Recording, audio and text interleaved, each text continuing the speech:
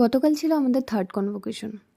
গতকাল যখন আমি কনভোকেশনে গিয়েছিলাম তখন ভাবছিলাম গত 4 বছর ধরে হয়তো আমার মতন প্রত্যেকটা স্টুডেন্ট প্রত্যেকটা দিন স্বপ্ন দেখেছে যে এই দিনটা কখন আসবে।